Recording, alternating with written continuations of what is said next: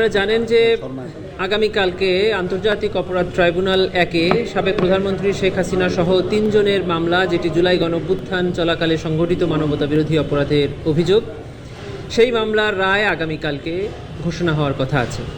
আমরা আশা করছি যে কালকেই এই ট্রাইব্যুনাল উক্ত মামলার রায় ঘোষণা করবেন।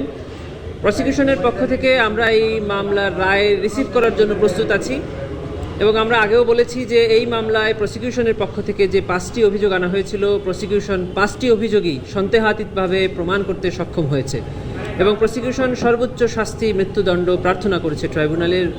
শুধু তাই নয়, এবং এই আসামিদের সম্পত্তি বাজেয়াপ্ত করে এই মামলায় বা এই ঘটনায় যারা ভিকটিম আছে, শহীদ আছে, আহত পরিবার আছে, তাদের বরাবর হস্তান্তরের প্রার্থনা আমরা জানিয়েছিলাম। ট্রাইব্যুনাল ন্যায় বিচারের স্বার্থে যে আদেশ দিক না কেন প্রসিকিউশন সেটা মেনে নেবে। এবং ইতিপূর্বে আপনারা দেখেছেন যে ট্রাইব্যুনালের বেশ স্পেশাল প্রসিডিংসগুলো আমরা ট্রাইব্যুনালের অনুমতি সাপেক্ষে সরাসরি সম্প্রচার করেছি।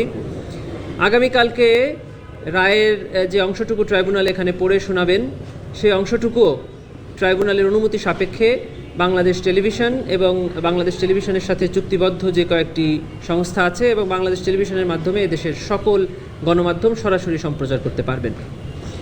এটাই। আর আমরা তো বলেছি যে আমরা সর্বোচ্চ শাস্তি আশা করি।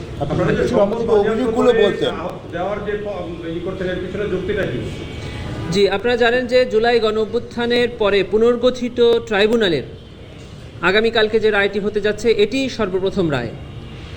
এবং এই ট্রাইব্যুনালে জুলাই গণঅভ্যুত্থানের পরে যে কয়েকটি সংশোধনী এসেছে আইনে, তার মধ্যে অন্যতম হলো যে 24-এর আগের ট্রাইব্যুনালে নাম আন্তর্জাতিক অপরাধ ট্রাইব্যুনাল হলেও সেখানে আন্তর্জাতিক আইনের কোনো প্রযোজ্যতা ছিল না। জুলাই গণঅভ্যুত্থানের পরে আইন সংশোধন করে আন্তর্জাতিক আইন অর্থাৎ রোম স্ট্যাটিউটে যে আন্তর্জাতিক আইনের সংজ্ঞা এবং অ্যাপ্লিকেবিলিটি আছে সেটা এখানে প্রযোজ্য করা হয়েছে। দ্বিতীয় যে অন্যতম সংশোধনীটা করা হয়েছে সেটা হলো দণ্ডের পাশাপাশি, অর্থাৎ কারাদণ্ড বা মৃত্যুদণ্ডের পাশাপাশি এখানে আরেকটি দণ্ডকে এখানে সংযোজিত করা হয়েছে। তা হলো আসামিদের সম্পদ বাজেয়াপ্ত করে ভিকটিম, আহত, নিহত বা এই ঘটনায় যারা ক্ষতিগ্রস্ত তাদের বরাবর হস্তান্তর করা। কেন আমরা এটা চাচ্ছি? যেহেতু এটা আইনে আছে এবং একটি মানুষের প্রাণের বিনিময় তো আসলে কখনো দেওয়া সম্ভব না। রাষ্ট্র মাঝে মধ্যে ওই প্রাণের বিনিময়ে তাদের পরিবারকে সচ্ছল করার জন্য, যে ব্যক্তিটি দুনিয়া থেকে চলে গেলেন সে পরিবারে যে কন্ট্রিবিউশনটা করতেন তার কিছুটা পূরণ করার জন্য এই সকল বিধান রেখে থাকেন। যেহেতু এই ট্রাইব্যুনালে ফাইন্যান্সিয়াল কম্পেনসেশনটা আছে, আমরা সেজন্য এটা চেয়েছি। আগামীকালকে জাজমেন্টে চলমান অন্য যে মামলাগুলো আছে বিচারাধীন, সেটাতে কোনো প্রভাব পড়বে কিনা? নির্মাদারত মামলা আছে, আরও অনেক মামলা রয়েছে সিমিলার ম্যাটার, অর্থাৎ জুলাই গণঅভ্যুত্থান চলাকালে যে কয়েকটি অভিযোগ আমরা এই ট্রাইব্যুনালে এনেছি, এই সেম অভিযোগে যদি এই 3 জন আসামির বিরুদ্ধে বাংলাদেশের অন্য কোনো আদালতে কোনো মামলা চলে থাকে, সেগুলো আর চলবে না। কারণ এটা আমাদের কনস্টিটিউশনাল রাইটস, প্রত্যেকটি নাগরিকের উপরে, যে একই অভিযোগে কোনো ব্যক্তিকে দুবার শাস্তি বা দুবার বিচার করা যাবে না। অতএব এর বাইরে যদি অন্য কোনো অভিযোগ থেকে থাকে তবে সেটি চলতে পারে, কিন্তু এখানে যে 5টি অভিযোগ এখানে ডিসপোজাল করা হচ্ছে, সেই 5টি অভিযোগে অন্য কোথাও কোনো মামলা করাও যাবে না, আর যদি মামলা থাকে সেটা আর চলবে না। আমরা একটু 5টা অভিযোগ জানতে চাচ্ছি, আপনি যদি একটু বলতেন আজকে জি, খুবই ছোট করে বলছি। 5টা অভিযোগ হলো 14ই জুলাই 2024 সালে গণভবনে অনুষ্ঠিত একটা সংবাদ সম্মেলনে তৎকালীন প্রধানমন্ত্রী শেখ হাসিনা আন্দোলনরত ছাত্র জনতাকে রাজাকার বলে সম্বোধন করেন। এটা একটি উস্কানিমূলক বক্তব্য। তারই প্রেক্ষিতে ওই 14 তারিখ রাতে তিনি তৎকালীন ঢাকা বিশ্ববিদ্যালয়ের ভিসি মাকসুদ কামাল সাহেবের সাথে ফোনে কথোপকথনে আন্দোলনকারী ছাত্রদের উপরে নির্যাতন এবং নিপীড়নের আদেশ এবং নির্দেশ এবং উস্কানি প্রদান করেন। তারই ফলশ্রুতিতে আবু সাইদ সহ 16 তারিখে 6 জন ছাত্র জনতা নিহত হন। এটি একটি অভিযোগ। দ্বিতীয় অভিযোগটি হলো 18ই জুলাই 2024 তারিখে তৎকালীন প্রধানমন্ত্রী সাবেক ঢাকা সিটি কর্পোরেশনের মেয়র শেখ ফজলেনুর তাপসের সঙ্গে একটি ফোনে কথোপকথন করেন।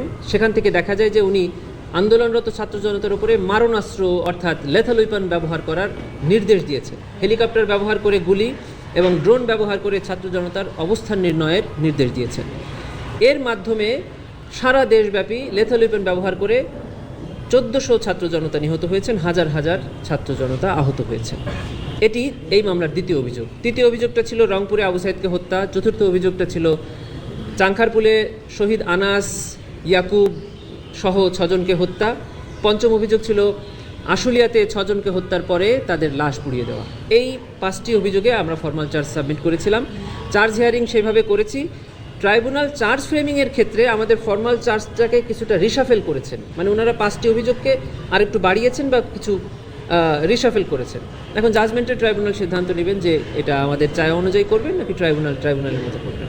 আপনারা তো প্রমাণ করতে পেরেছেন। মনে করে যে এই 5টি অভিযোগে আমরা সন্দেহাতীতভাবে প্রমাণ করতে পেরেছি। আরেকটা বিষয় আসছে আলোচনায় যে এই ধরনের মামলায় আমাদের ক্রিমিনাল জুডিসপ্রুডেন্স যেটা আমাদের দেশে সিআরপিসি আছে, সেখানে জামিন প্রদানের ক্ষেত্রে নারীকে, অসুস্থকে এবং কিশোর বালক শিশুদেরকে প্রিভিলেজ দেওয়া আছে, কিন্তু রায় প্রদানের ক্ষেত্রে নারীকে আমাদের সাধারণ আইনেও কোনো আলাদা প্রিভিলেজ দেওয়া হয় নাই, আর আমাদের এই আইনেও কোনো আলাদা প্রিভিলেজ নেই। অর্থাৎ রায় প্রদানের ক্ষেত্রে আসামি নারী হোক পুরুষ হোক, তিনি তার অবস্থানে থেকে কি অপরাধ করেছেন সেই অপরাধের গ্র্যাভিটি বিবেচনা করে শাস্তি প্রদান করা হবে, বা মামলা প্রমাণ না হলে খালাস প্রদান করা আর হবে। একটা বিষয়, মানে এক্ষেত্রে তো স্টেট ডিফেন্স আইনজীবী আছে, জি, সেই প্রক্রিয়াটা কি হবে? এই স্টেট ডিফেন্স ছিল, এবং এই ট্রাইব্যুনালের প্রথম যে রায়টা হয়েছে মাওলানা আবুল কালাম আজাদ সাহেবের, সেটিও স্টেট ডিফেন্স দ্বারা পরিচালিত একটি মামলা ছিল।